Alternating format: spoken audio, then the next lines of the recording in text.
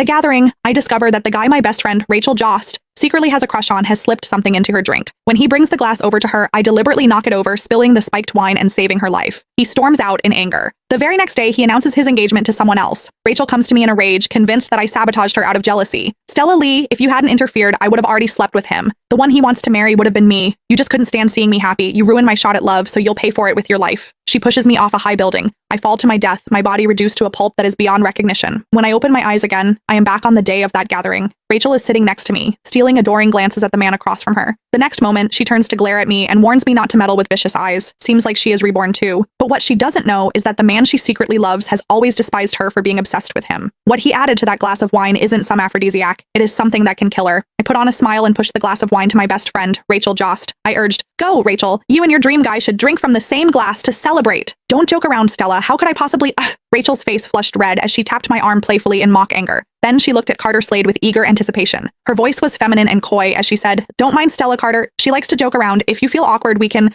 just clink glasses." Upon hearing that, Carter finally looked up and shot me a cold glance. When he spoke, his tone was laced with mockery. "You sure know how to liven up the atmosphere, Stella Lee." I found his response amusing. In my previous life, he had been exactly like this. Even though he loathed Rachel to the core, he didn't dare show it openly as he was wary of the Jost family's power and influence. So he staged this so-called gathering today to shift all of Rachel's attention onto me. In my past life, I knocked over that spiked glass of wine to save Rachel. I saved her life, only to be killed by her in return. After I died, I saw Carter standing in the shadows on the rooftop. He called the police excitedly. "Hello, police! There's been a murder!" He reported Rachel and had her sentenced to life while keeping his own hands completely clean. Now that I'd been given a second chance at life, I wouldn't let either of these lunatics with their hidden agendas get away this time. Since it's a celebration, let's not spoil the mood. Carter's voice pulled me back to the present. I watched as he picked up the wine bottle, the very one he had tampered with, and poured a glass. Then he pushed it toward me. The dark red liquid swirled in the glass. To me, it was like a venomous snake flicking its tongue. "Stella is our guest. You should have the first toast," Carter said. As I stared at the glass in front of me, my heart jolted with fear. Carter was a suspicious man. My unusual behavior just now had put him on guard, so he was testing me. He wanted to gauge whether I had seen him spike the drink or if I was just pretending to be clueless. My life was on the line. I had seen with my own eyes that he had tampered with the wine. If I drank it, whether I lived or died would be entirely up to fate. But if I didn't drink, Rachel would take all her frustration from this failed date out on me. It seemed that only death awaited me either way. "What? Are you going to reject my kind offer?" Carter asked with a raised brow.